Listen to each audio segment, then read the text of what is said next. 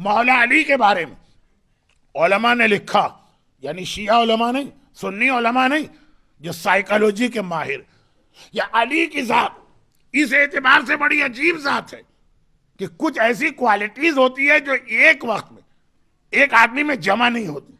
जो बहुत ही अच्छा ऑथर या राइटर होता वो स्पीकर अच्छा नहीं होता, और जो अच्छा स्पीकर है तो फिर वो राइटर इतना अच्छा नहीं। और जो आदमी एकेडमिक होता है, इल्मी, वो मैदान जंग के अंदर जो है वो बहुत अच्छा सिपाही नहीं बनता, और जो मैदान जंग का बेहतरीन जर्नल है फिर वो एकेडमिक एतबार से कुछ नहीं होगा। चुनाचे नेपोलियन का नाम लीजिए या चंगेज खान का नाम लीजिए या और बड़े बड़े, ये जर्नल बहुत बड़े हैं लेकिन इल्मी एतबार से जीरो।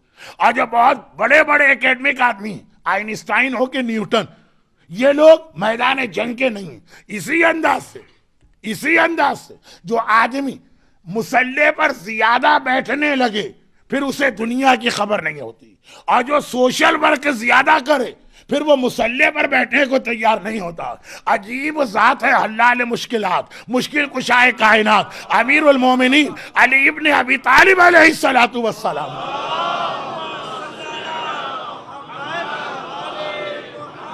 कि राइटिंग के एतबार से देखिए तो दुनिया में उनसे बड़ा राइटर कोई नहीं, और अगर स्पीकिंग के एतबार से देखिए तो मिंबर कूफा में सलूनी का दावा करने वाले अली से बड़ा दुनिया में कोई स्पीकर नहीं गुजरा। और अगर इल्मी एतबार से देखिए तो न सिर्फ ये कि मुसलमानों के, बल्कि तारीख में है कि यूनान के, रोम के, इंडिया के फिलोसफर आए, उनके सवाल का जवाब भी दे रहा है। और अगर मैदान जंग के एतबार से देखिए तो बदर से ओहद, ओहद से खंदक, खंदक से खैबर, खैबर से हुनैन, एक एक मैदान गवाही दे रहा है कि दुनिया में इससे बड़ा जर्नल कोई नहीं गुजरा है। और अगर इबादत के एतबार से देखिए तो अली से बड़ा इबादत गुजार कौन होगा कि अगर हालत नमाज में पैर से तीर खींचो तो पता न चले।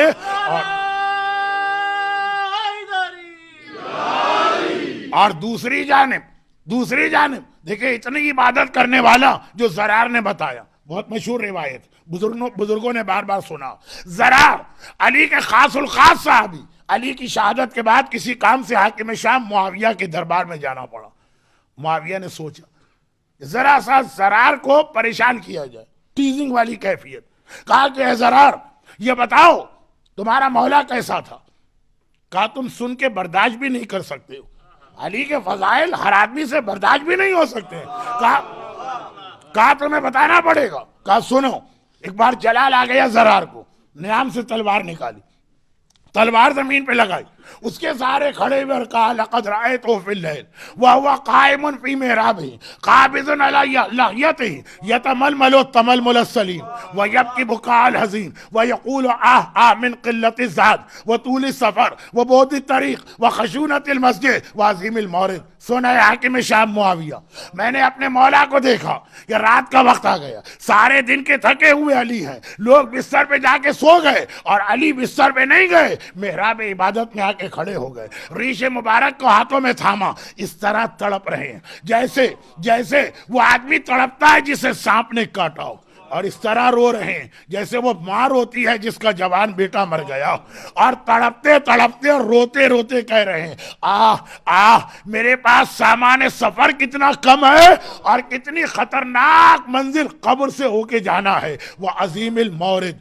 और कितने बड़े जब्बारों कहार के सामने हाजिरी देना है। ये वो अली कह रहा है कि अगर हालत रुकू में ज़कात देता है तो आया विलायत नाजिल हो जाती है, अगर जिहाद करता है तो जिब्राइल को कहना पड़ता है ला फतह इल्ला अली ला सैफ इल्ला जुल्फ़िकार, अगर वो काफिर से लड़ने जाता है पैगंबर कहते बरज़ल ईमान कुल्लुहु इलल कुफ्र कुल्ले, ये कुल्ले ईमान जा रहा है। अरे अली की सारी जिंदगी छोड़ो, खाली एक लम्हे का अमल था, ज़रबतु अलीन यौमल खंदक अफ़ज़लु मिन इबादति सक़लैन।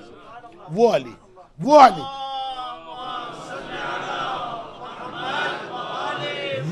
अली तड़प तड़प के कह रहे हैं मेरे पास सामान सफर बहुत कम है। रात के अंधेरे में अली की यह हालत है, और दिन की रोशनी में ये जो अभी आपने सुना ना, ज़रार का जुमला था कि दिन भर के कामों से थकने के बाद लोग बिस्तर पे लेट गए, अली मेहराब में आ गए, तो दिन भर के कौन से काम।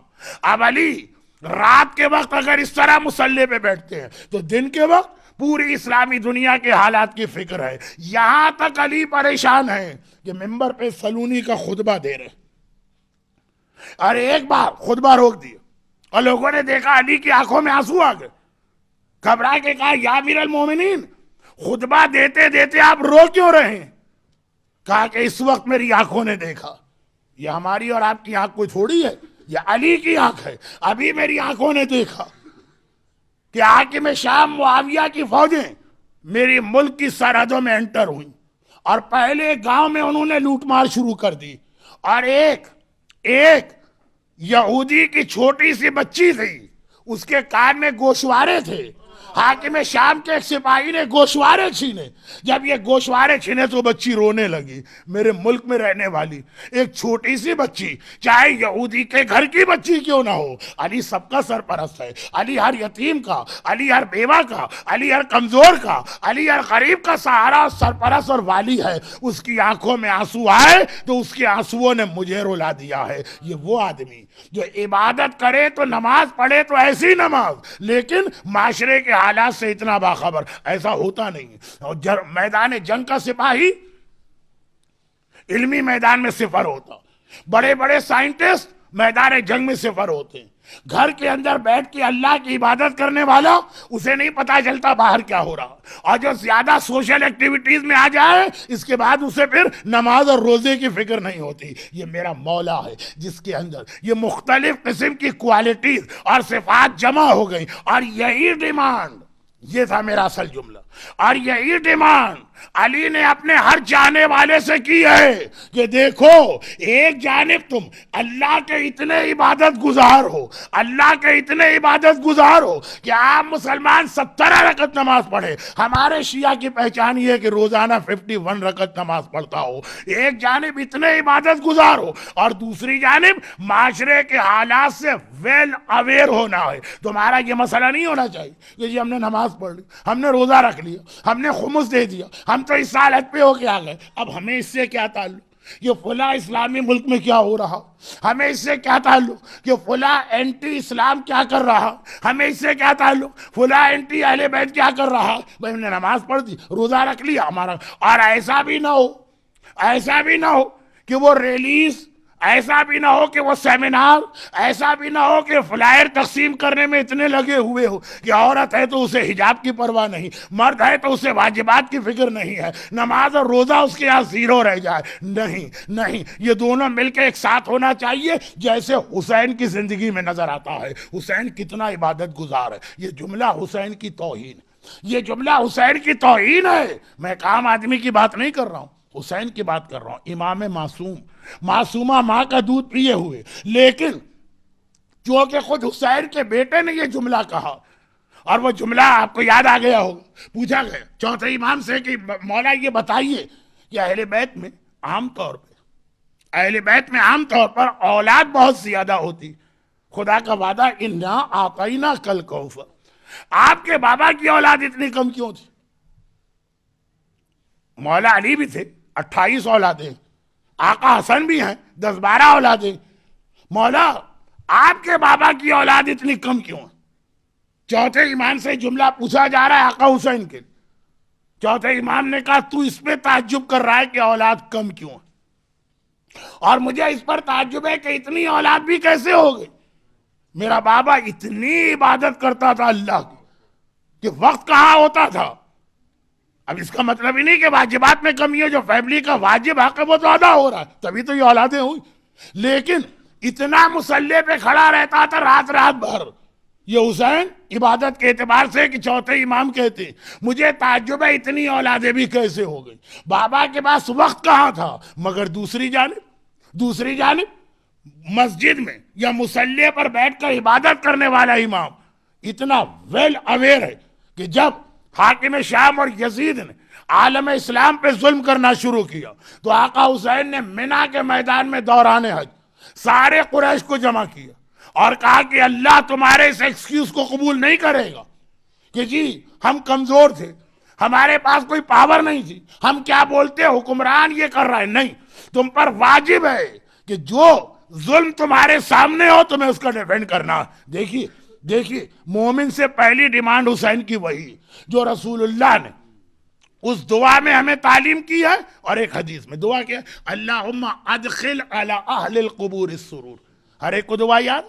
अब देखिए इस दुआ में क्या, मरने वालों के लिए सुरूर मांगा, भूखे के लिए खाना मांगा, बेलिबास के लिए लिबास मांगा, जिसपे कर्जा है उसके कर्जे की अदायगी मांगी, जो बीमार है उसके लिए शफा मांगी, और इनके बीच में अल्लाहुम्मा अस्ले कुल्ला फासिदिन मिन उमूरिल मुस्लिमीन, यह दुआ भी हम हमारी जबान पे जबरदस्ती जारी करवाई गई।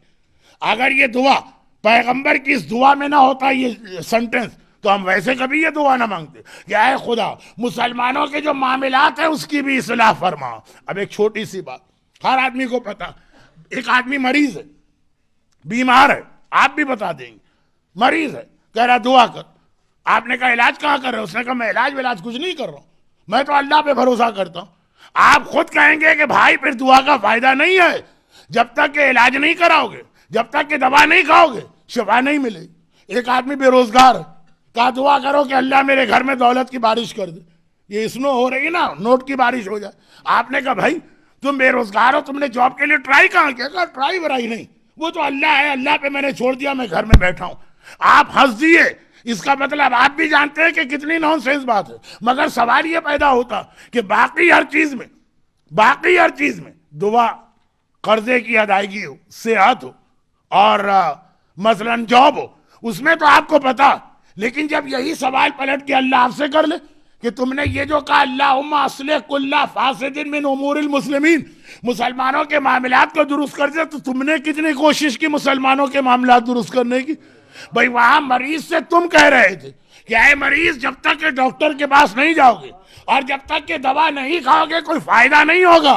तुम दवा खाओ, हम दुआ करते हैं तो फायदा होगा। और जब मुसलमानों के मामलात की बात आ गई तो हम कितने भोले भाले, उस मरीज से भी ज्यादा भोले भाले बन के घर में बैठ गए। हमारा काम दुआ करना है, अल्लाह सारे मामलात को ठीक कर देगा। आका हुसैन करबला जाने से पहले मीना के मैदान में ड्यूरिंग हज ये मैसेज दिया कि अल्लाह इस तरह से दुआ कबूल नहीं करता और अल्लाह इस तरह से मामलात नहीं, तुम्हें अपना शेयर डालना है जब तुम्हारे सामने जुल्म हो रहा हो। जैसा कि मैंने कहा, हुसैन ने इंट्रोडक्शन करा दिया यजीद का। यजीद आपका फैमिली फ्रेंड भी हो सकता है, यजीद आपका बहुत ही क्लोज रिलेटिव भी हो सकता है, यजीद आपकी कम्युनिटी में भी हो सकता है, यजीद आपके लोकल एरिया में भी हो सकता है, और पूरी दुनिया में भी कोई यजीद हो सकता है। हुसैन ने एक उसूल दिया और वो ये है कि हुसैन का चाहने वाला हुसैन के बाबा अली की तरह की सिफत रखता है कि एक जानिब घर के अंदर आए तो इतना इबादत गुजार, और दूसरी जानिब जब घर से बाहर निकले तो वो ये देखे कि कम्युनिटी में क्या हो रहा है, वो ये देखे कि सोसाइटी में क्या हो रहा है, वो ये देखे कि मुसलमानों के साथ क्या हो रहा है, वो देखे कि दुनिया भर में कहां कहां जुल्म हो रहा है, और फिर ये सोचे कि इसमें मेरा शेयर क्या होगा। ये जुमला कि हम क्या कर सकते हैं। अभी आपने सुना कि मरीज ये कहेगा तो आप मजाक उड़ाएंगे, और अब सुनिए, करबला इसी मैसेज को देने वाली है। वरना करबला में अली असगर क्या कर सकता था, लेकिन अली असगर ने वो जिहाद करके दिखाया जो अब्बास व अकबर के जिहाद से बड़ा हो गए। वरना करबला में 4 साल की सकीना क्या कर सकती? सकीना ने वो जिहाद करके दिखाया जो ज़ैनब व उम्मे कुलसूम के जिहाद से भी बढ़ा जा रहा।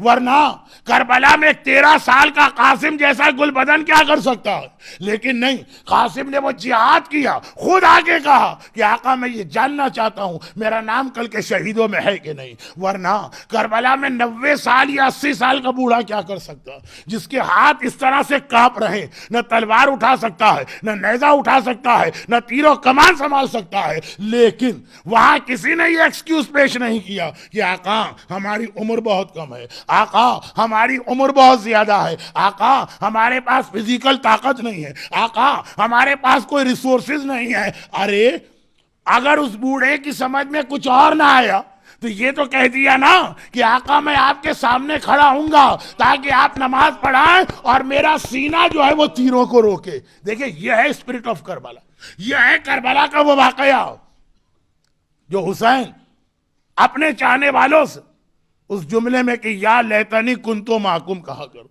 ये डिमांड कर रहे हैं कि हर आदमी खाली अपनी फैमिली के हालात ठीक होने पे मुतमईन ना हो, पूरी दुनिया के हालात देखना। क्रेडिट क्रंच का जमाना, बीमारियों का जमाना, वेदर के अंदर इतनी ज्यादा चेंजेस का जमाना। ये तो नहजुल बलागा में भी मौला ने कहा कि आखिरी जमाने में मौसम इस तेजी से बदलेगा, सारी प्रोटेक्शन आदमी की धरी रह जाएंगी। डिटेल कल से आना शुरू होगी। आज पहली मजलिस थी और वेदर ऐसा था कि मुझे तवक्को नहीं थी कि लोग आ सकेंगे, लेकिन अल्हम्दुलिल्लाह मोमिनीन तशरीफ ले आए तो एक मुख्तसर सी तमहीद होगी। ये अली की जो सिफत वही विरासत में हुसैन को मिली। ये अल्लाह की इबादत करो कि दुनिया देखे तो पता चले इससे बड़ा नमाजी कोई नहीं, लेकिन फिर जब जिहाद करो तो ऐसा कि कयामत तक दुनिया ये कहे कि लिव लाइक अली और डाई लाइक हुसैन।